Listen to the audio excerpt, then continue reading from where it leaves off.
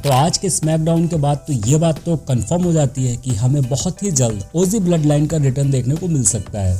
तो hey guys, wrestling symphony में आप सभी का स्वागत है। तो शुरू करते हैं आज के स्मैकडाउन का रिव्यू, स्मैश द स्मैकडाउन।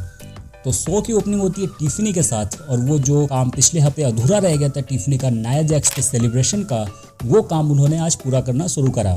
तो टिफनी रिंग में आती हैं और नाया जैक्स को इंट्रोड्यूस करती हैं, और भाई नाया जैक्स बिल्कुल रानी की तरह, क्वीन की तरह रिंग में एंट्री लेती हैं। लेकिन आने के बाद ही वो उल्टा टिफनी के ऊपर ही भड़क जाती हैं, कहती हैं कि भाई ये तुमने क्या बकवास था सब सजा रखा है, ये बहुत ही वाहियात लग रहा है, तुम्हें तो पता है मैं बहुत ही ज़्यादा डोमिनेटिंग हूँ, और अपनी तारीफें लगती कहती हैं कि वो एक क्वीन है और उनके सामने सबको घुटनों पर बैठना चाहिए। और वो टिफनी को देखती हैं, कहती शुरुआत तो पहले तुम ही करो। टिफनी भी लाइक ओके, लेकिन मैंने इतनी मेहनत करी है, पिछले हफ्ते भी इस हफ्ते भी हमने रंगारंग कार्यक्रम रखा है, पहले उसे देख लो फिर हम कर देंगे। और फिर वहाँ पे प्रिटी डेडली बॉयज़ थे और फिर वो थोड़ा नाच गाना शुरू करते हैं, लेकिन वहाँ पे आ जाती हैं मियामी और आकर सबके ऊपर करती हैं अटैक, और सारे ही लोग रिंग से भाग जाते हैं। तो इस तरह से नाया जैक्स के पार्टी में खलल पड़ जाता है मियामी की वजह से। लेकिन एक चीज़ बड़ी इंटरेस्टिंग पूरी इस स्टोरी लाइन में चल रही है, वो ये है कि टिफनी पूरी कोशिश कर रही है नाया जैक्स के साथ दोस्ती करने की, लेकिन नाया जैक्स सिर्फ उन्हें यूज़ कर रही हैं। जहाँ पर उन्हें लगता है कि यहाँ पर टिफनी को अपने साइड करना है, वहाँ पर उनसे वो बहुत प्रेम से बात करती हैं। अदरवाइज़ वो अपने आप को क्वीन समझती हैं, अपने आप को उनसे सुपीरियर समझती हैं। तो भाई जब ये कैश इन होगा जो कि नाया जैक्स के ऊपर ही होगा, ऐसा मुझे लग रहा है, तो क्राउड का रिएक्शन देखने में बहुत ही कमाल का होने वाला है। टिफनी इन्हीं सारी चीज़ों से परेशान होकर वो कैश इन करेंगी नाया जैक्स के ऊपर, और वो मोमेंट कमाल का होगा जब भी ये होगा। इस पर आपको क्या लगता है, अपनी राय कमेंट में ज़रूर बताइएगा। तो बढ़ते हैं शो में आगे की तरफ। शो में अगला मैच था एंड्राडे वर्सेस कार्मेलो हाइस का, और ये मैच काफ़ी कमाल का था। यहाँ पे इस मैच में बस एक सिचुएशन थी, यहाँ पर 3 पिन फॉल होंगे और जो 2 बार पिन फॉल जीत जाएगा वो इस मैच को जीत जाएगा। कमाल का मैच था, काफ़ी अच्छे मोमेंट्स देखने को मिले इस मैच में हमें, और लास्ट में हालांकि कार्मेलो हाइस इस मैच को जीत जाते हैं। इन दोनों की ड्रॉल स्टार्ट हो जाती है और काफ़ी रेफरीज को भी आना पड़ता है इन दोनों को अलग कराने के लिए, और ये तो दिख रहा है कि अभी इन दोनों की राइवलरी अभी और आगे जाने वाली है। खैर इसके बाद तो वो सेगमेंट था जिसके लिए हम इस समय ज़्यादातर फैंस ट्यून कर रहे हैं SmackDown, solo Sikoa Roman Reigns. हालांकि रोमन रेंस इस सेगमेंट पे नहीं थे, सिर्फ सोलो सिकोवा को हमें दिखाया जाता है। वो बैक स्टेज बैठे होते हैं और उनके पास टांगा लोवा आते हैं उला फाला माला के साथ, और वो माला देते हैं। तो वो सोलो सिकोवा वहाँ पर उला फाला माला की खासियत बताते हैं भाई टामा टोंगा। वो कहते हैं ये माला जिसके पास होगी वही होगा ट्राइबल चीफ। कहते हैं कि अभी ये माला मेरे पास है तो मैं ट्राइबल चीफ हूँ, तुम सब मुझे एक्नॉलेज कर रहे हो। अगर ये माला रोमन रेंस के पास चली जाती है तो हमें उससे एक्नॉलेज करना पड़ेगा, मुझे भी तुम्हें भी। आई मीन फैंस भी लाइक अजी घंटा मेरा, भले ही उला फाला माला सोलो के पास है, लेकिन फैंस का तो ट्राइबल चीफ एक ही है, original tribal chief Roman Reigns. इसके बाद हम बैक स्टेज देखते हैं कि ग्रेसन वॉलर और ऑस्टिन थ्योरी आपस में बात कर रहे होते हैं, और वो कह रहे होते हैं कि भाई ये केविन ओवेंस को किस वजह से अनडिस्प्यूटेड टाइटल्स के लिए मैच मिल गया, इसने तो ऐसा कुछ करा भी नहीं है।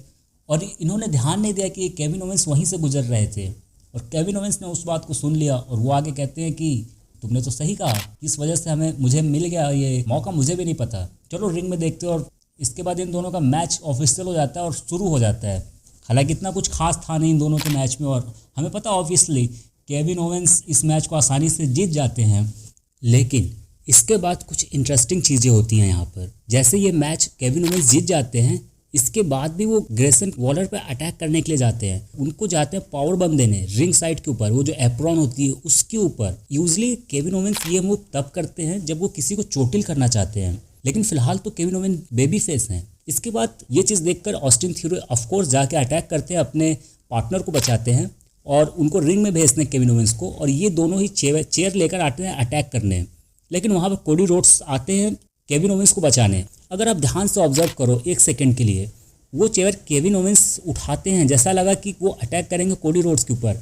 कुछ सेकंड्स के लिए हुआ था, वो कोडी रोड्स को देखते वो चेयर को हाथ में लिए होते हैं, और फिर उसके बाद वो चेयर वो साइड फेंक देते हैं। और फिर उसके बाद जो उनकी चैंपियनशिप बेल्ट है कोडी रोड्स की, उसको भी जब कोडी रोड्स उठाने जाते हैं केविन ओवेंस आके उठा लेते हैं, और उसके बाद फिर वो देकर हालांकि चले जाते हैं। लेकिन WWE सारी चीज़ें छोटी छोटी चीज़ें प्लान कर रही है कि बैश इन बर्लिन में केविन ओवेंस का हिल टर्न हमें देखने को मिल सकता है। और कुछ मुझे शो में इतना कुछ खास लगा नहीं। हाँ, एक और मैच हुआ नंबर 1 कंटेंडर के लिए टैग टीम चैंपियनशिप के, वहाँ पे स्ट्रीट प्रॉफिट ने हरा दिया DIY को। और अब इनका जो मुकाबला है स्ट्रीट प्रॉफिट का वो अगले हफ्ते स्मैकडाउन में होगा टैग टीम चैंपियनशिप के लिए अगेंस्ट ब्लड लाइन। और इसके बाद भाई शो का मेन इवेंट, ये बिल्कुल ऐसा लगा कि जैसे हम पिछले हफ्ते का मेन इवेंट देख रहे हैं। बिल्कुल सबसे पहले सोलो सिकोवा आते हैं और फिर वो कॉल आउट करते हैं रोमन रेंस को, फिर से रोमन रेंस आते हैं। हाँ, यहाँ पर इस बार 1-1 आते हैं सोलो सिकोवा और रोमन रेंस, और फिर भाई सीधी बात है रोमन रेंस भारी पड़ते हैं सोलो सिकोवा पे, फिर टामा टोंगा को मारते हैं। और फिर जब ये दोनों को मार के रिंग साइड से बाहर फेंक देते हैं ना रोमन रेंस, तो एक मौका आता है वहाँ पर ऊला फाटा माला रिंग में ही थी और रोमन रेंस ने उसे लेके पहन लिया। और क्राउड का रिएक्शन बहुत ही अच्छा था उस पर, बहुत ही अच्छा रिएक्शन था। लेकिन तभी वहाँ जैकब फाटू आते हैं और आके रोमन्स पे अटैक करते हैं, और उसके बाद हम देखते हैं कि ब्लड लाइन हावी हो गई है रोमन रेंस पे, और रोमन रेंस को ऑफकोर्स वो मार दिए हैं और अपर हैंड मिला है ब्लड लाइन को सोलो सिकोवा के। लेकिन एक चीज़, ये जो पूरा वीकेंड रहा स्मैकडाउन का, जो 2 स्मैकडाउन में रोमन रेंस आए हैं या फिर समर स्लैम में, अभी भी रोमन रेंस के अराउंड एक मिस्ट्री कायम है कि उनका क्या थॉट प्रोसेस है, क्या है, क्या वो बेबी फेस हैं कि नहीं है। हालांकि हम अज्यूम कर रहे हैं कि वो बेबी फेस है और ऑफ कोर्स होंगे भी, लेकिन उनका थॉट प्रोसेस क्या है, वो क्या सोचते हैं चीज़ों के बारे में, अभी तक हमें कुछ नहीं पता है।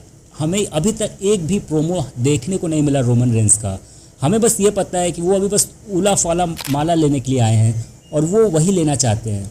बाकी उनका क्या टेक है अभी तक WWE ने पूरा सस्पेंस बना के रखा है उसके ऊपर, और ये धीरे धीरे हमें पता चलेगा। और भाई ये स्टोरी लाइन तो लंबी चलने वाली है, अब ऐसा दिख रहा है।